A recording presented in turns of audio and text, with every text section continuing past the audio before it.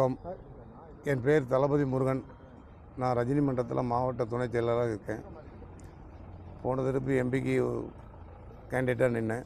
இந்த திருப்பு சுயேட்சா திருநெல்வேலி சட்டமன்ற தொகுதியில் போட்டியிடுகிறேன்.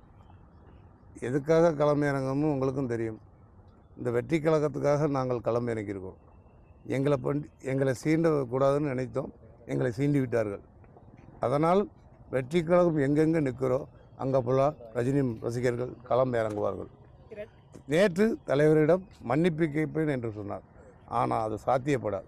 தலைவரிடம் நேரடியாக சென்று மன்னிப்பு கேட்க வேண்டும். ஸ்டேஜில் பேசுகிறது, அங்கே பேசுகிறது, இங்கே பேசுகிறது, கடைசியில் அதுகளாக சாத்தியப்படாது. தலைவரிடம் நேரடியாக சென்று மன்னிப்பு கேட்க வேண்டும். அப்போனா நாங்கள் வாபஸ் பெறுவோம். இல்லை என்றால் தமிழ்நாட்டில் நீங்கள் தனித்து நிற்கீங்கள். 234 தொகுதியிலும் உங்களை எதிர்த்து நாங்கள் ஆட்களை நிப்பாட்டுவோம். இது எங்களுடைய கோரிக்கை.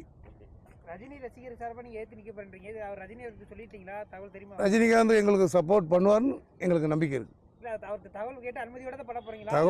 தகவல் கேட்க நம்ம ஏற்கனவே இதுக்கு முன்னாடி நின்றுருக்கோம். அதனால் அவள் எங்கள் ரஜினி ரசிகர்களுக்கு எந்த பாதிப்பும் வராது. அவரால் அவர் அனுமதி கேட்க முயற்சி பண்ண அனுமதி அவர் கொடுப்பார். ஏன்னா இவங்க எங்கிட்ட மோதிட்டாங்க. இந்த மோதனால கண்டிப்பாக எங்களுக்கு அனுமதி தருவார். எங்கே வந்தீங்க? நான் வேட்புமனு இன்றைக்கி வாங்க வந்திருக்கேன். 30ஆம் தேதி மனு தாக்கல் பண்ணுறேன். இதுபோக விஜய் எதிர்த்து நான் தாக்கல் பண்ண போகிறேன். தேங்க்யூ.